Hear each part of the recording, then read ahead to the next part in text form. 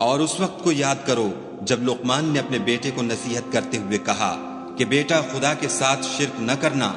شرک تو بڑا بھاری ظلم ہے۔ اور ہم نے انسان کو جسے اس کی ماں تکلیف پر تکلیف سہ کر پیٹ میں اٹھائے رکھتی ہے، پھر اس کو دودھ پلاتی ہے اور آخر کار 2 برس میں اس کا دودھ چھڑانا ہوتا ہے، اپنے نیز اس کے ماں باپ کے بارے میں تاکید کی ہے کہ میرا بھی شکر کرتا رہ اور اپنے ماں باپ کا بھی کہ تم کو میری ہی طرف لوٹ کر آنا ہے۔ اور اگر وہ تیرے در پہ ہوں کہ تو میرے ساتھ کسی ایسی چیز کو شریک کرے جس کا تجھے کچھ بھی علم نہیں، تو ان کا کہا نہ ماننا، ہاں دنیا کے کاموں میں ان کا اچھی طرح ساتھ دینا، اور جو شخص میری طرف رجوع لائے اس کے رستے پر چلنا، پھر تم کو میری طرف لوٹ کر آنا ہے، تو جو کام تم کرتے رہے میں سب سے تم کو آگاہ کروں گا۔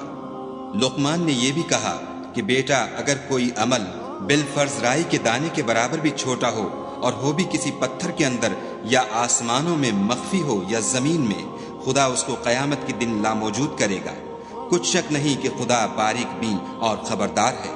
بیٹا نماز کی پابندی رکھنا اور لوگوں کو اچھے کاموں کے کرنے کا امر اور بری باتوں سے منع کرتے رہنا، اور جو مصیبت تجھ پر واقع ہو اس پر صبر کرنا، بے شک یہ بڑی ہمت کے کام ہے۔ اور از راہ غرور لوگوں سے گال نہ پھلانا، اور زمین میں اکڑ کر نہ چلنا کہ خدا کسی اترانے والے خود پسند کو پسند نہیں کرتا۔ اور اپنی چال میں اعتدال کیے رہنا، اور بولتے وقت آواز نیچی رکھنا، کیونکہ اونچی آواز گدھوں کی سی ہے، اور کچھ شک نہیں کہ سب سے بری آواز گدھوں کی ہے۔ کیا تم نے نہیں دیکھا کہ جو کچھ آسمانوں میں اور جو کچھ زمین میں ہے سب کو خدا نے تمہارے قابو میں کر دیا ہے، اور تم پر اپنی ظاہری اور باطنی نعمتیں پوری کر دی ہیں۔ اور بعض لوگ ایسے ہیں کہ خدا کے بارے میں جھگڑتے ہیں، نہ علم رکھتے ہیں اور نہ ہدایت اور نہ کتاب روشن۔